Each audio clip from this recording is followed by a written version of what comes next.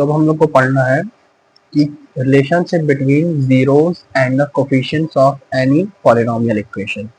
मतलब कि एक मान लो पॉलिनोमियल इक्वेशन जैसे पी ऑफ एक्स लिखते थे, A X square plus B X plus C, ये क्वाड्रेटिक इक्वेशन होती है। इसके कुछ जीरोस होंगे, है ना।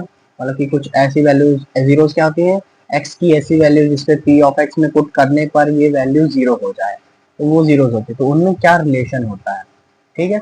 तो जैसे कि अपना सबसे पहले हम लोग तीन इक्वेशन पढ़नी है, एक लीनियर, एक क्यूबिक और एक क्वाड्रेटिक। मतलब इन तीनों में पढ़ना है क्या क्या रिलेशन होता है। तो सबसे पहले हम लोग लीनियर पे चलते हैं, ठीक है। लीनियर पे देखो, ए एक्स प्लस बी क्या है, पी ऑफ एक्स बराबर ए एक्स प्लस बी है, ठीक है। अगर मैं बोलूँ कि पी ऑफ एक्स जीरो कब हो रहा है, तो इसको एक काम करता पुट कर देता हूँ, ठीक है, ताकि मेरे को जीरो मिल सके। पी ऑफ एक्स बराबर जीरो, तो मैंने क्या रखा कि पी ऑफ एक्स को जीरो रखा, मतलब this implies A X plus B equals to zero. This implies A X बराबर माइनस का बी, मुझे एक्स को अकेला करना है, तो एक्स बराबर minus B upon A multiply में था, डिवाइड में चला गया। तो देखो एक्स क्या है अपना, जीरो है। क्यों जीरो है, क्योंकि माइनस बी अपॉन ए पुट करने पर पी ऑफ एक्स अपना जीरो आ रहा है। तो ये क्या हुआ, एक जीरो है। क्या है, zero of P of x, ठीक है। पी ऑफ एक्स का ये एक जीरो है। और इसको इसमें क्या रिलेशन दिख रहा है कोफिशिएंट से, कि माइनस बी अपॉन ए। मतलब जो किसी लीनियर पॉलिनोमियल जो लिखते हैं हम लोग, उसमें जो जीरो का रिलेशन होता है कोफिशिएंट्स के साथ पॉलिनोमियल के, वो कुछ इस तरह होता है। मतलब जीरो, ये लीनियर में लिख रहा हूँ, ठीक है। Zero of P of X is equals to minus, अब बी क्या है देखो अपना constant term, minus time constant term upon A क्या है, कोफिशिएंट ऑफ एक्स। एक्स के आगे लगा इसने कोफिशिएंट ऑफ एक्स, तो क्या हो जाएगा, कोएफिशिएंट ऑफ एक्स, ठीक है। तो ये होता है अपना किसी भी लीनियर पॉलिनोमियल में जीरो और जो ये कोफिशिएंट्स या फिर कांस्टेंट्स होते हैं पॉलिनोमियल इक्वेशन में, उनके बीच रिलेशन। तो ये आप याद रखें।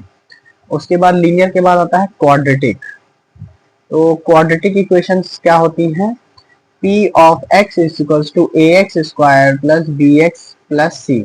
अब मैं अगर इसको जीरो पुट कर दूं फिर सॉल्व करूं, तो ये फोर्थ चैप्टर में आपका, तो वो मत जानिए, आप सिर्फ रिलेशन याद रखिए। रिलेशन क्या होता है कि मान लो इसके दो रूट्स हैं, मतलब कि रूट्स मतलब वही zeros, A X square plus B X plus C बराबर, अगर मैं जीरो जब पुट करूंगा, तो मान लो अल्फा और बीटा दो रूट्स आएंगे, ठीक है। मतलब एक्स की वैल्यू एक अल्फा होगी एक बीटा, मैंने बताया था जितनी डिग्री होती है उतने ही नंबर ऑफ रूट्स होते हैं।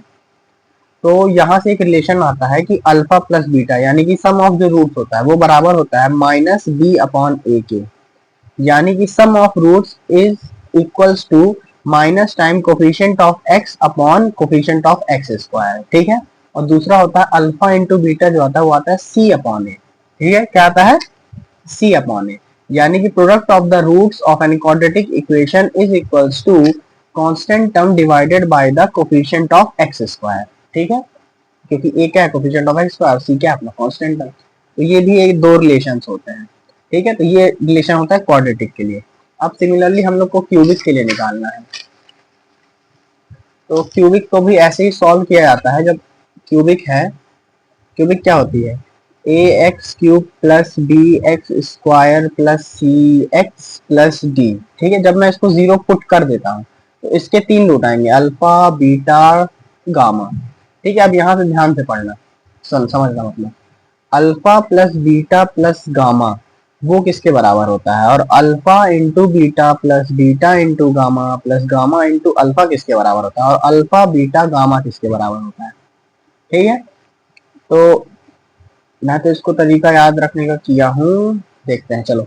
Alpha plus beta plus gamma हो जाएगा आपका माइनस का बी अपॉन ए, ठीक है। और alpha beta plus beta gamma plus gamma alpha होता है आपका सी अपॉन ए, और अल्फा बीटा गामा होता है आपका माइनस का डी अपॉन ए, ठीक है। ये होता है रिलेशन, तो ये आपको लर्न करना है, ठीक है। ये तीनों जो लीनियर के लिए, क्वाड्रेटिक के लिए और क्यूबिक के लिए जब इसको याद कर लेंगे तो फिर इसके ऊपर न्यूमेरिकल सॉल्व करा जाता है। अगली बार से मैं इन पे न्यूमेरिकल प्रॉब्लम सॉल्व करके दिखाऊंगा अच्छे अच्छे, ठीक है। ये रिलेशंस आपको बस याद रखने हैं किसी भी क्यूबिक, किसी भी लीनियर और क्वाड्रेटिक इक्वेशन के लिए। या तो पेपर में डायरेक्ट पूछ लेगा या फिर इन्हीं पे न्यूमेरिकल्स आते हैं, ठीक है। Thank you.